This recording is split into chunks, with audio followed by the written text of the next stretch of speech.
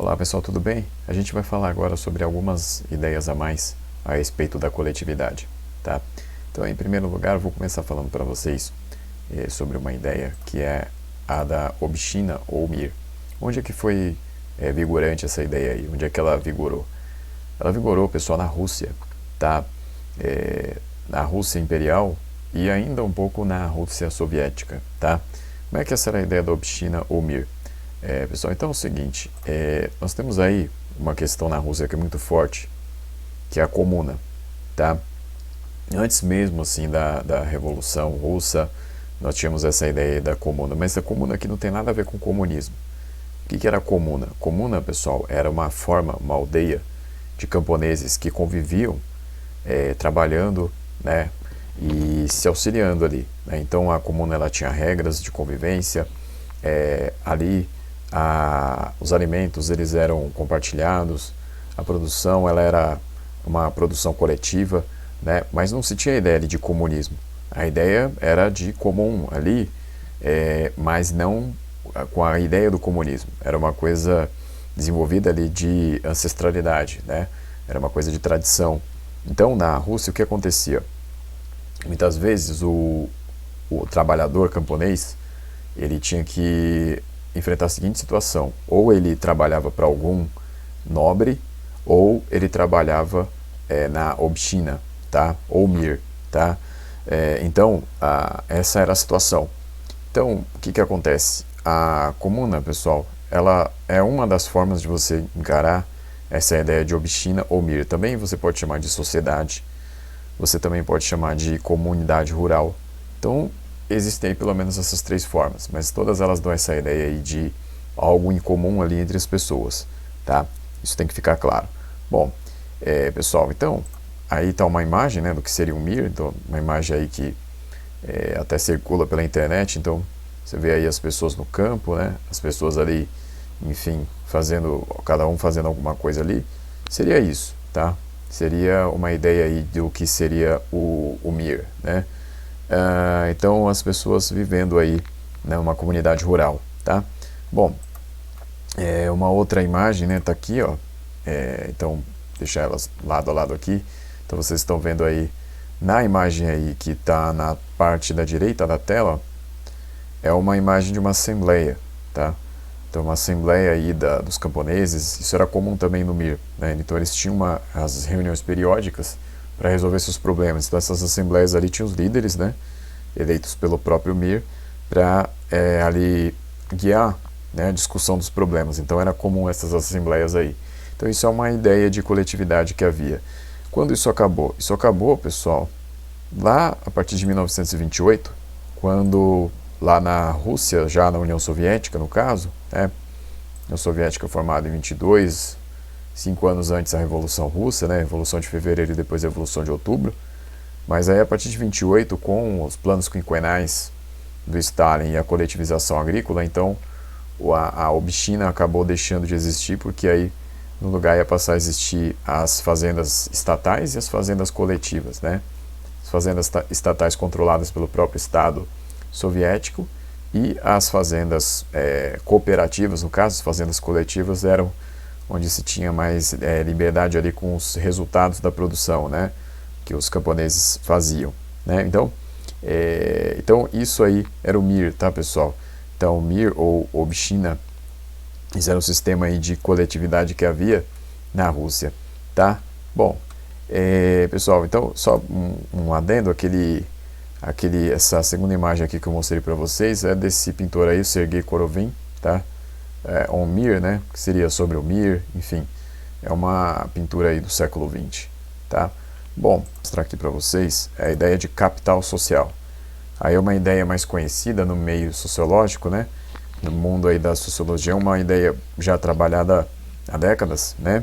Bom, mas aqui eu vou dar um resumo para vocês do que seria essa ideia, tá? Então, o que acontece? A ideia de capital social é marcada pela questão de relações sociais que seriam responsáveis ali por um melhor desempenho de uma comunidade em vista de outras, né? Então, uma questão assim de melhor desenvolvimento das instituições seria resultado de uma melhor convivência cívica entre as pessoas, né? Então, há um sociólogo aí que é bastante conhecido aí sobre esses trabalhos a respeito do capital social, que é Robert Putnam, né, que ele estuda essa ideia nas comunidades da Itália, nas comunidades do norte da Itália, que é a região mais rica, né? E às vezes ele também comenta alguma coisa sobre a questão dos Estados Unidos, né, que os Estados Unidos ele tem uma forte ideia de capital social ao longo da sua história, e aí, segundo o raciocínio do Robert Putnam, essa ideia de capital social ela tem um declínio, né? Então, o Robert Putnam, que foi um sociólogo aí que chegou até contato aí com Bill Clinton, né, nos anos 90, enfim, mas isso é outra história. O que acontece? Essa ideia de goodwill, né, a ideia aí da boa vontade, do querer fazer as coisas, né, então isso marca o capital social. Uma comunidade mais próspera, então, seria marcada por isso, por essa ideia aí de todos quererem conviver, querer fazer algo melhor pelo coletivo, né? E não seria uma coisa assim só de uma idade específica da história. Então você poderia ter isso lá no Renascimento Comercial Urbano, você poderia ter isso nas comunidades italianas lá no Renascimento, né? Já na época lá do século XVI, você poderia ter isso em países aí como os Estados Unidos, né? Então isso é uma ideia aí de capital social, tá? Então a ideia também de confiança, normas e sistemas. Então a confiança mútua ali entre as pessoas participantes da comunidade faria aquela comunidade ser melhor que outras para se viver, né? Ter mais sucesso, tá? Bom, pegar o exemplo aí da visita do Alexis de Tocqueville aos Estados Unidos. Quem foi o Tocqueville? Foi um pensador francês, né, que escreveu um livro chamado Democracia na América. Então, se a gente for partir aí do raciocínio do Robert Putnam e dos outros estudiosos aí que partem do raciocínio dele, então quando o Tocqueville foi para a América, né, nos Estados Unidos no caso, porque é comum a gente chamar de América, no século XIX se chamava de América, América do Norte, enfim, de América, ele ficou maravilhado assim com a solidariedade dos americanos, né? Então ele se mostrou ali muito satisfeito, né, com a boa convivência, né, com a forma como os americanos tinham hospitalidade em relação a quem vinha de fora, né? Então é uma coisa que ele elogia muito no texto dele, Democracia na América, né?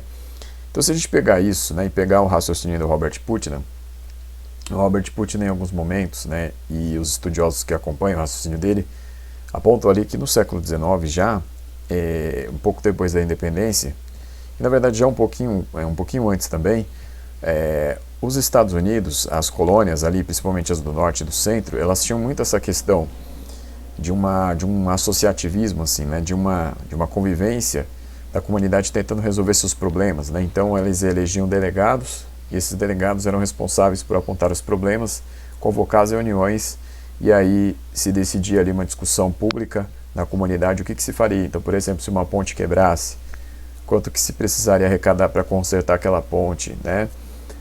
Se precisasse, por exemplo, construir um moinho novo para todos utilizarem, quanto se precisaria gastar para aquilo, se cobraria quanto, né, para o funcionamento daquilo, sei lá, semanalmente, mensalmente. Então, isso tudo aí a comunidade resolvia em discussão. Então, uma coisa aí que Robert Putnam ele vai chamar de capital social, né?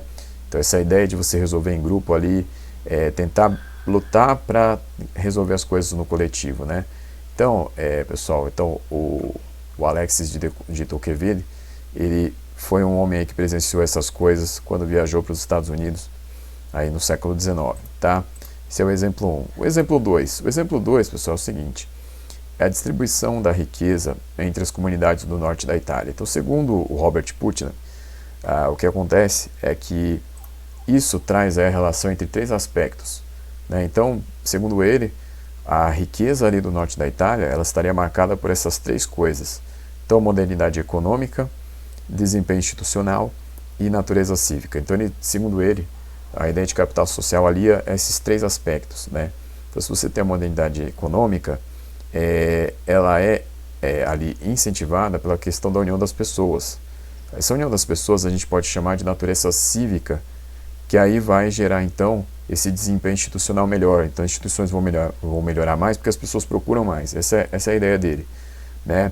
Então, se a gente for olhar aqui as regiões da Itália, então tá aí, ó, um mapa comum também que aparece aí na internet, né? Então, tá aí a região em verde, né? Seria o norte, né? Tem ali principalmente a Lombardia, que é a região mais rica. Tem a parte branca ali, onde fica Roma, né? E outros lugares, né? E a parte vermelha, né? Que é o sul, que é a parte mais pobre, né? Então, você tem a ilha da Sicília ali no sul, você tem Nápoles, né? Ali a ilha da Sardenha, né? Que é aquela ilha vermelha, ali está em vermelho ali. Então, essa região seria toda a região menos desenvolvida da Itália, né? Então, ela não teria esse associativismo tão grande quanto há no norte, né? Esse desempenho cívico tão grande quanto há no norte, aí, segundo o raciocínio do Robert Putnam, tá? Bom, só que vão haver críticas a isso, tá? Nos anos 2000 saiu um texto, né, de um sociólogo chamado Alejandro Portes, né, um professor de sociologia de Princeton, né, universidade que fica lá na Nova Jersey, nos Estados Unidos, né? Então, Princeton, uma das maiores universidades do mundo, tem lá o departamento de sociologia, e é o Alejandro Portes, né, vou colocar o nome dele aqui embaixo daqui a pouco, vocês vão ver, e então ele vai fazer críticas, né? Então, que críticas ele vai fazer? Uma primeira aí, né, vou até assumir minha imagem aqui para vocês poderem ver melhor isso. Então, a primeira coisa que ele vai dizer é o seguinte, que o sucesso da comunidade pode gerar barreiras para a entrada de terceiros. Dá um exemplo, se uma comunidade dá muito certo, baseado nas regras aí de convívio e de sucesso institucional ali, por causa do comprometimento cívico das pessoas, pode ser que elas não queiram que pessoas de fora entrem, né? Então pode ser estrangeiros, por exemplo, né? Então essas pessoas podem ser barradas, porque essas pessoas que estão ali na comunidade podem achar que entrando aí terceiros, eles vão atrapalhar esse sucesso aí que está acontecendo, porque há uma homogeneidade ali entre esses habitantes, né? Então essa é a primeira coisa. A crítica 2 aqui é o seguinte, é que o grupo pode impedir iniciativas individuais empresariais, ou seja, se aquelas pessoas cresceram todas juntas, né, em ações coletivas, pode ser que se alguém tentar um empreendimento diferente, elas não deixem, né, porque o grupo vai prevalecer, tá? Então a questão individual ela vai ser prejudicada. Outra coisa é a criação de exigências de conformidade. Então, se é uma vila pequena, por exemplo, as pessoas estão acostumadas ali com regras de comportamento, e há uma geração mais jovem que quer mudar aquilo, muitas vezes ela tem que sair, porque ela não aguenta aquelas regras, né? Então, cidades pequenas, vilas, pode acontecer muito isso. Um bairro pode acontecer isso, se todos ali se conhecem, todos ali trabalharam e cresceram e prosperaram, né? Crescer e prosperar é a mesma coisa, né? Enfim, é redundante, mas o que eu quero que vocês entendam é que você tem aí essa pressão, né, para que as pessoas sigam a conformidade. Então, esse é um problema aí, segundo o Alejandro Portes. E outra é o seguinte, que às vezes pode acontecer o contrário também, né? A gente está falando só de prosperidade, mas pode acontecer de um grupo não ser próspero, criar uma identidade em comum contra a prosperidade que há em todo aquele lugar. Então, às vezes, um grupo que é já marginalizado na sociedade, ele pode desenvolver uma crítica a aquilo tudo, renegando aquilo, né? Então, uma comunidade pobre, por exemplo, vamos pensar lá nos anos 70 ou 80, no Bronx, um dos distritos aí de Nova York. Se alguém, por exemplo, tentasse, aí, segundo esse raciocínio, claro, sair daquela situação e tentar migrar para a classe média, e tentar sair daquele lugar, né? Ou mudar o seu cabelo, passar a usar lente de contato, tentar algum procedimento ali para ficar diferente, então pode ser que o grupo passe a criar problemas para ela, né? Porque se foi acostumado ali a ter uma união a partir da subalternidade. Então, se alguém tentar sair dessa situação de subalternidade, ou seja, vamos dizer assim, de padrão de vida inferior, pode ser que você tenha problemas ali. Então, essas são as críticas aí do Alejandro Portes, né? Como eu falei para vocês, professor de Princeton. Esse texto é de 2000, eu vou deixar o link para vocês lá nos comentários, né? Para vocês darem uma olhada. Quem quiser dar uma olhada pode ir direto lá para olhar uma parte que está escrito capital social negativo, que ele está falando desses pontos aí, tá? Bom, este sociólogo, né, que eu estou falando para vocês, o Alejandro Portes, ele vai fazer uma crítica às próprias ideias do Putnam, né? Mas na parte final do texto ele vai dizer o Putin, na verdade, ele está mais ou menos ali ocultando outras questões que fazem o norte da Itália ser rico e o sul pobre, né? Então, o que ele diz ali? Ele até circula uma parte ali e fala assim, olha, o Putin está dizendo aqui que o norte, por ser desenvolvido, é desenvolvido então porque tem um dever cívico maior, é cívico então comunidade. Então o sul não é desenvolvido porque não é cívico. Então aí fica uma dúvida, né, que o Portes vai lançar, né? Então qual é a causa do quê? Então quer dizer, o cívico vem antes, o desenvolvimento econômico vem antes, é um determinando o outro direto, né? Então quer dizer, existem outros aspectos, né? Não só a questão cívica, né? Então às vezes uma comunidade é mais pobre que a outra porque historicamente aconteceram relações de opressão ali, aquela região pode ter sido expropriada dos seus bens, né, das suas possibilidades de riqueza. Então é isso que o Portes está tentando mostrar nesse artigo, né? Vale a pena dar uma lida lá, né? Então, pessoal, essas são as críticas aí que são feitas ao conceito de capital social, só que o Portes vai dizer, apesar das críticas que ele está fazendo, o capital social é um conceito já estabelecido na sociologia, já tem seu lugar, né? Não está brigando para ter o seu lugar, já tem, mas é que é preciso se fazer críticas para não se tornar esse conceito esvaziado do seu sentido, né? Que possa perder ali seu poder explicativo, né? Porque se ele passa a explicar tudo, então na verdade ele não explica mais nada. Essa é a questão, né? Os conceitos eles têm uma aplicação, né? Um significado que fazem eles serem os conceitos, né? Se eles perdem aquele significado, se eles são abrangentes demais, eles correm um sério risco de perder o seu sentido, né? Então é isso que o Portes está tentando mostrar ali sobre a ideia de capital social. Bom, pessoal, então era isso que eu tinha para falar. Então na próxima aula a gente continua, provavelmente já com outro assunto. Então obrigado, até a próxima.